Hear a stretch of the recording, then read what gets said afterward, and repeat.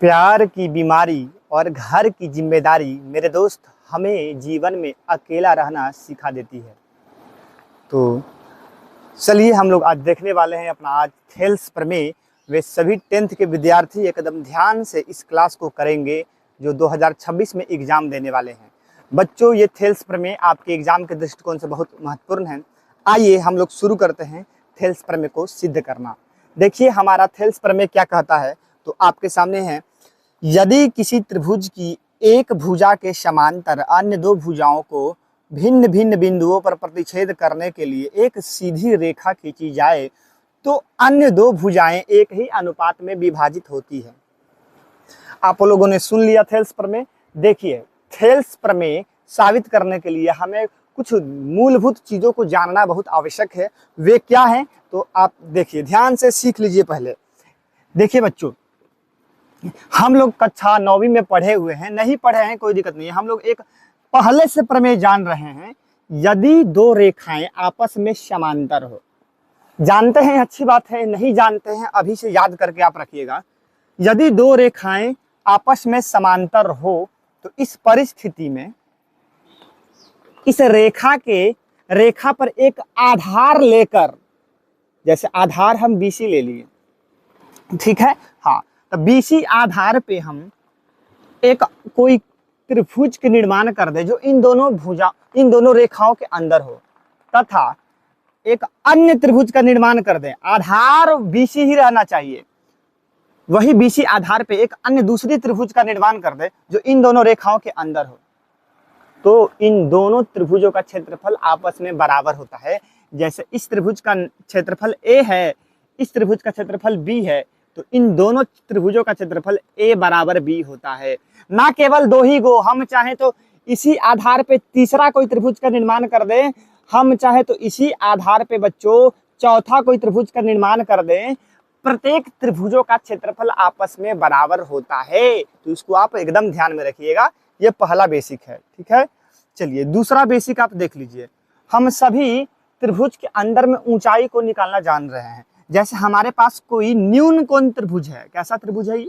न्यून कोण। तो इसका ऊंचाई सर आधार पे जो भी लंबवत गिरेगा उसी को ऊंचाई कहते हैं। तो त्रिभुज ABC में हमारा ऊंचाई AD हो गया। ये न्यून कोण त्रिभुज है। अब समकोण त्रिभुज के अंदर ये है सर समकोण त्रिभुज ABC। इसमें हम ऊंचाई देखते हैं तो इसका ऊंचाई इसके भुजा पर ही होता है। मतलब कि इसका ऊंचाई सर AB है, भुजा पे है। न्यून कोण में उसके अंदर है, सम कोण में भुजा पर है। बस आप लोग अंदाजा लगा सकते हैं कि अधिक कोण त्रिभुज में कहाँ होता है उसका ऊंचाई। तो सर अधिक कोण त्रिभुज में हम लोग ऊंचाई की परिभाषा जानते हैं। आधार पर गिरने वाली लंबवत भुजा को ऊंचाई कहते हैं। तो सर आधार यदि हम इसे मानते हैं BC को, तो BC पे लंबवत गिराना है। कहाँ से? तो इस भुजा के ऊपर वाले शीर्ष से। तो यहां से हम लोग जब लंबवत गिराते हैं सर तो त्रिभुज के बाहर में गिरता है, ठीक है। तो जी हाँ, तो यही हमारा ऊंचाई होता है। तो आपको ये बात याद रखना है कि अधिक कोण त्रिभुज में उसका ऊंचाई त्रिभुज के बाहर में होता है। दो पॉइंट नोट कर लिए ना आप लोग। चलिए, तो ये हमारा थेल्स प्रमेय है। थेल्स प्रमेय में इसमें क्या लिखा हुआ है उसको पढ़ेंगे और उस जानकारी को दिया हुआ में भर देंगे।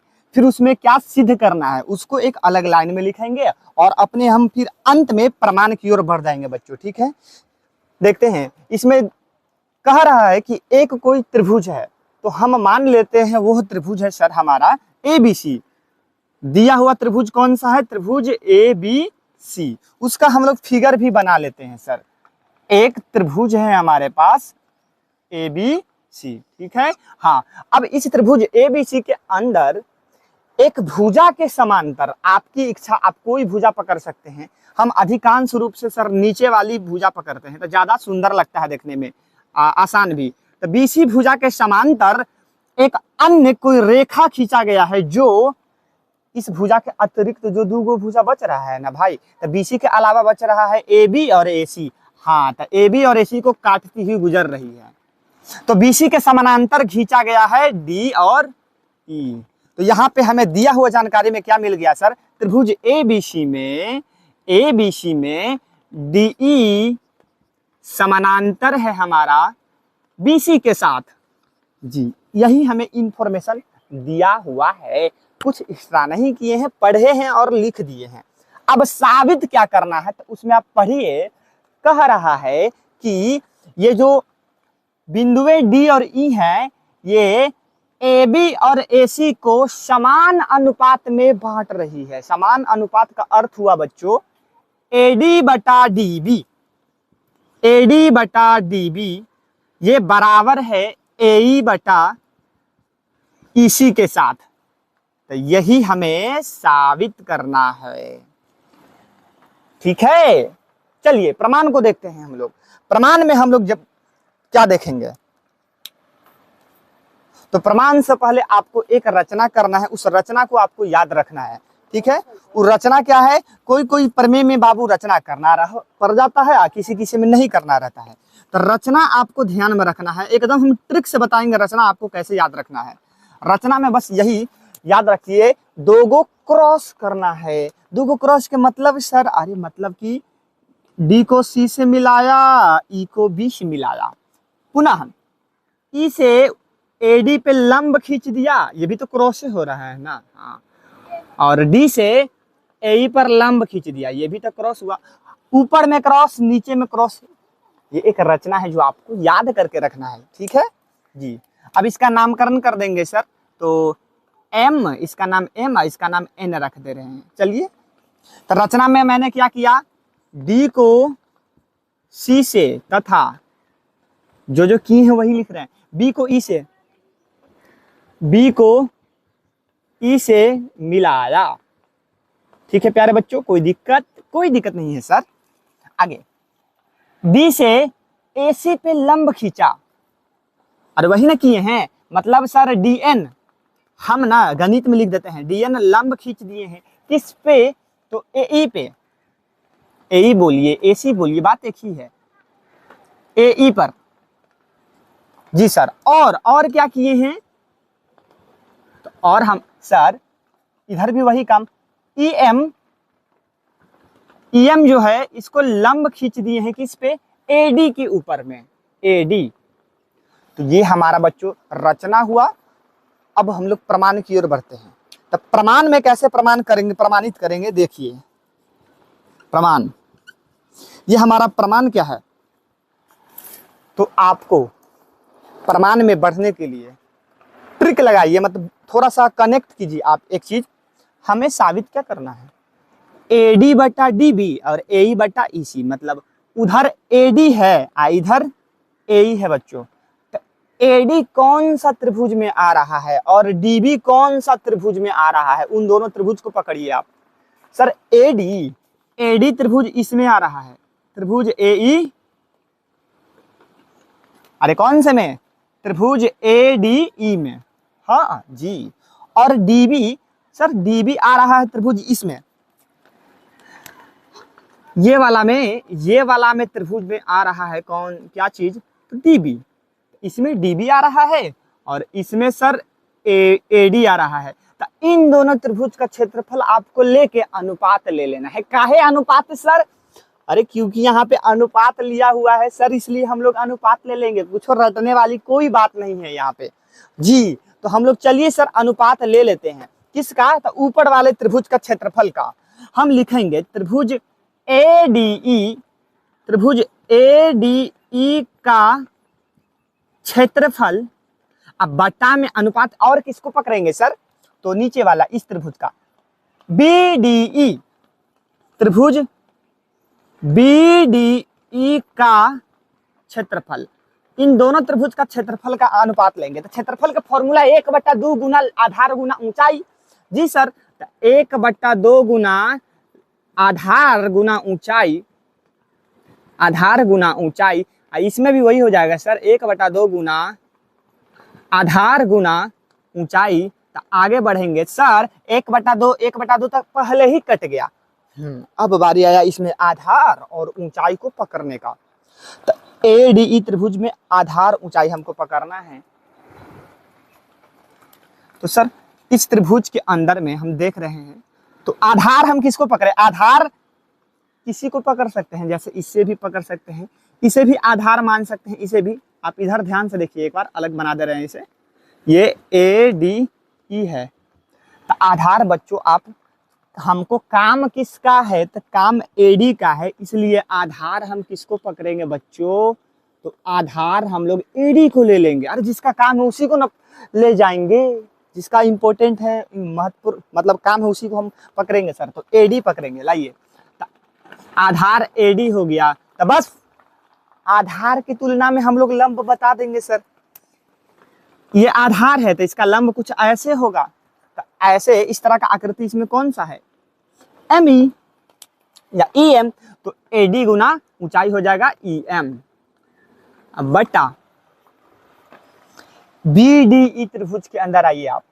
तो सर BDE त्रिभुज कुछ ये वाला है, मतलब ऐसा है, ऐसे है, ऐसे है और ऐसे है। ये तो सर लग रहा है अधिक कोण त्रिभुज है, यहाँ पे 90 डिग्री से बड़ा कोण, 90 डिग्री वाला त्रिभुज ऐसा रहता, लेकिन 90 डिग्री से बड़ा कोण बन रहा है। ये तो अधिक कोण त्रिभुज है, अधिक कोण त्रिभुज है जी, बिल्कुल अधिक कोण त्रिभुज है। अब इसके अंदर में इसका नाम है DE और B। तो इस त्रिभुज के अंदर आधार किसको पकड़े सर, तो जिसका काम है हम DB को पकड़ेंगे, आधार D से लेके B तक, ये वाला आधार, मतलब ये है हमारा आधार, तो DB। गुना लंब किसको पकड़ेंगे सर, अभी थोड़ा देर पहले आपको हम अधिक कोण त्रिभुज में लंब पकड़ना सिखाए हैं ना, बेसिक बोलकर। तो सर इसका लंब ना कहीं इस त्रिभुज से बाहर होगा, किधर की ओर होगा, कैसे पता करेंगे सर, तो इसके हम आधार को बढ़ा देंगे और शीर्ष से इस पे लंब गिरा देंगे। क्या गिरा देंगे बच्चों, लंब। तो इस तरह का आकृति क्या आपको इसमें कहीं नजर आ रहा है, तो नजर तो आना चाहिए, नहीं नजर आ रहा है तो दिक्कत वाली बात है। तो सर इसके आधार को हम ऐसे देखिए या बढ़ा दिए हैं, और इसके मुंडी से या देखिए सर शीर्ष गिरा हुआ है, लंब गिरा हुआ है। यही इस देखिए त्रिभुज यहाँ पे है, लेकिन इसका ऊंचाई कहाँ है, बाहर। तब इसका ऊंचाई का क्या नाम है, E से लेकर M तक, EM इसकी ऊंचाई होगी बच्चों। बहुत इंपॉर्टेंट चीज है, यही समझने वाला चीज है, EM। तो अब यहाँ पे हमें क्या नजर आ रहा है सर, अरे सर EM और EM तो कट गया, तो हमारा बचा कौन, हमारा बच गया AD बटा DB। ये इसको हम लोग समीकरण 1 कह देंगे आराम से। अब इसको मिटाते हैं हम थोड़ा सा, आप थोड़ा सा देख लीजिए। तो सर उधर वाला तो आ गया AD बटा DB, AD बटा DB। अब हमको इधर वाला देखना है, AE और EC। तो AE कौन सा त्रिभुज में जो काम इसको करने के लिए हम किए थे वही दिमाग इसमें भी लगाएंगे। AE आ रहा है वही ऊपर वाला त्रिभुज में सर, त्रिभुज ADE में, और EC आ रहा है इस बार EC आप लोग जल्दी सोच के बताइए। तो सर ये वाला कहाँ, तो E वाला IC बोला जाता है, ये वाला नहीं सर, DEC में आ रहा है। तो हम तुरंत आगे की ओर बढ़ेंगे और उन दोनों त्रिभुजों का क्षेत्रफल का अनुपात ले लेंगे सर। पुनः लिखेंगे, पुनः क्या चीज, तो त्रिभुज ADE का क्षेत्रफल अब बटा में त्रिभुज क्या सर, तो DEC का क्षेत्रफल, DEC का क्षेत्रफल। तो इन दोनों त्रिभुज का क्षेत्रफल सर वही होगा 1/2 गुना आधार। तो सर इसको आधार पकड़ेंगे हम लोग का, तब हम मतलब एक ही चीज रिपीट हो रहा है तो दिक्कत नहीं होगा, गुना। अब इस आधार के तुलना में लंब कौन है, तो ये जो ऐसा सीधा गया है सर यही लंब है, मतलब DN। तो AE गुना DN बटा 1/2 गुना DEC में आधार किसको पकड़े सर, जिसका काम है, तो काम तो इसका है सर। तो हाँ ये EC हमारा आधार हो गया, इसी गुना। अब इसी आधार को सर हम ऊंचाई पता करने के लिए थोड़ा बड़ा कर देंगे। तो जैसे ही बड़ा करते हैं और शीर्ष से लंब गिराते हैं तो फिर से तो वही DN पकड़ा गया, वही होबे करेगा। तो यस यहाँ पे हो जाएगा हमारा प्यारे बच्चों DN। तो यहाँ पे इस तरह से सर कटते हुए नजर आ रहा है, 1/2 खत्म, DN और DN खत्म। तो हमारा आगे आया क्या चीज, आगे बच गया AE बटा EC। ये समीकरण 2 हो गया और ये हमारा समीकरण 1 था। अब समीकरण 1 और 2 यदि सर बराबर हो जाए तो बातें खत्म है, वही तो हमको करना है। हमें AD बटा DB को बराबर साबित कर देना था AE और EC के साथ। लेकिन हम बराबर अभी नहीं कर पाए हैं। ये समीकरण 1 और ये समीकरण 2 किसी भी तरह समीकरण 1 और समीकरण 2 के LHS वाला हिस्सा, उधर वाला हिस्सा यदि बराबर कर देते हैं तो सर RHS अपने आप बराबर हो जाएगा। तो LHS पे हम लोग ध्यान देंगे। ADE एकरो में है, ADE इसमें भी है सर, तो दिक्कत कहाँ पे हो रहा है? दिक्कत हमें इसके नीचे वाले में हो रहा है। यहाँ पे BDE त्रिभुज है और यहाँ पे DEC त्रिभुज है, तो इसका क्षेत्रफल कुछ और है और इसका क्षेत्रफल कुछ और है, तो अलग अलग चीजें हैं, तो अलग अलग क्षेत्रफल होंगी सर। जी हाँ होंगी, परंतु क्या इसको एक बार हम फिगर में देखें कि वास्तविक में इन दोनों का क्षेत्रफल अलग अलग है? अरे सही में अलग अलग है। एक बार चित्र में देखते हैं, दिखाते हैं आपको। तो सर ये तो ये वाला त्रिभुज है, देखिए इस तरह से एक ये आधार है, मतलब कि ये सर ऊपर वाला रेखा है और ये नीचे वाला रेखा है, मतलब अरे यह मतलब कि ये दोनों समानांतर रेखाएं हैं, है ना? जी हैं। अब समानांतर रेखाओं के अंदर इसको आधार लेकर, किसको? तो DE को आधार लेते हुए एक इधर की ओर सर त्रिभुज बन रहा है ऐसा। ध्यान से देखिए, ये वाला इस पे हम मार्कर फिरा रहे हैं, DEB, और फिर उधर की ओर एक और त्रिभुज बन रहा है ऐसे, DEC। तो आधार सर हम गौर कर रहे हैं कि इस त्रिभुज का भी आधार यही है DE, इस त्रिभुज का भी आधार यही है, और ये दोनों एक समानांतर रेखा के अंदर है। तो अभी आप थोड़ा देर पहले बताए थे कि जब दो समानांतर रेखाओं के अंदर में एक ही आधार पे 2 गो त्रिभुज, 4 गो त्रिभुज, 10 गो त्रिभुज, 100 गो त्रिभुज बने, सब का क्षेत्रफल बराबर होता है। इसका तो सीधा अर्थ है सर कि ये जो नीचे झूठों के नाम बदल के बैठल है वो दोनों के क्षेत्रफल बराबर है। जी हाँ, यही आपको समझना था। तो बस यहाँ पे हम एक हिंदी में शब्द लिख देंगे, क्या? तो जो हम बोले हैं आपको वही बात। हम जानते हैं, हम क्या जानते हैं? तो हम जानते हैं समांतर रेखाओं के अंदर एक ही आधार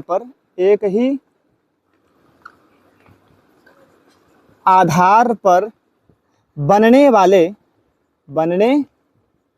वाले त्रिभुजों का क्षेत्रफल बराबर होता है। त्रिभुजों का क्षेत्रफल बराबर होता है। तो सर तो बात तो क्लियर हो गया, मतलब इन दोनों का क्षेत्रफल जो नीचे में अलग अलग हमको दिख रहा था लेकिन है बराबर। कौन कौन? अतः यहाँ पे हम लोग लिख पाएंगे सर, अतः क्या चीज हम लोग लिख देंगे? तो त्रिभुज BDE का क्षेत्रफल बराबर लिख देंगे त्रिभुज DEC का क्षेत्रफल, अर्थात सर इन दोनों का क्षेत्रफल बराबर हो गया। तो बस बात खत्म सर, बल्ले बल्ले नीचे वाला का बराबर हो गया, ऊपर वाला का तो बराबर पहले से था ही। तो हम लोग लिख देंगे चूंकि समीकरण 1 और समीकरण 2 के LHS वाला हिस्सा बराबर है तो RHS का भी हिस्सा बराबर, और यहीं पे सिद्ध हो जाता है। लिख देते हैं, पूरा लिख के छोड़ेंगे। अतः चूंकि समीकरण जो बोले हैं वही लिखेंगे हम, समीकरण 1 और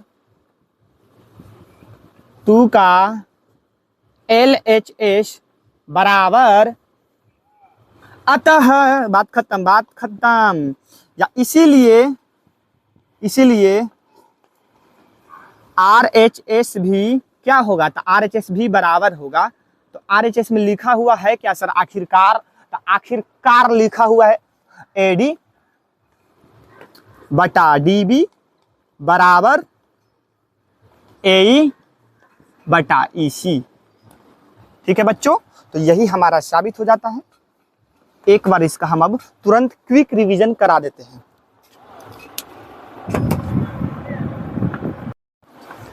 यह है हमारा थेल्स प्रमेय। थेल्स प्रमेय, यदि किसी त्रिभुज की एक भुजा के समांतर अन्य दो भुजाओं को भिन्न भिन्न बिंदुओं पर प्रतिच्छेद करने के लिए एक रेखा खींची जाए तो ये अन्य दो भुजाओं को एक ही अनुपात में विभाजित करती हैं।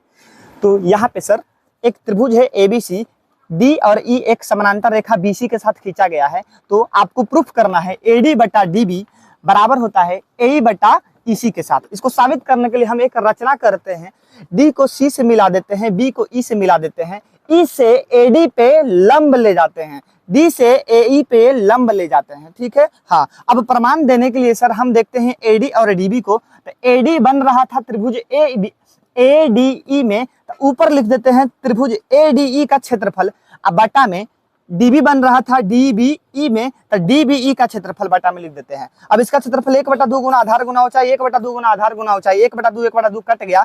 अब आधार सर एडी को पकड़ेंगे, तो एडी के तुलना में लंब ये वाला हो गया डीई। तो एडी और एमई, सॉरी बच्चों एमई, ईएम या एमई, एडी गुना एमई। अब बटा में बीडीई में हम आधार पकड़ेंगे बीडी को, तो बीडी गुना ईएम। ईएम कहाँ है? तो सर इसका लंब ना, या इस त्रिभुज का ऊंचाई हमारा इससे बाहर होगा। इसको आगे बढ़ाएं तो देखिए या शीर्ष से जाके वही ईएम गिर रहा है, तो ईएम कट गया, तो एडी बटा डीबी आगे हमारा बच गया। इसको समीकरण 1 बोल दिए।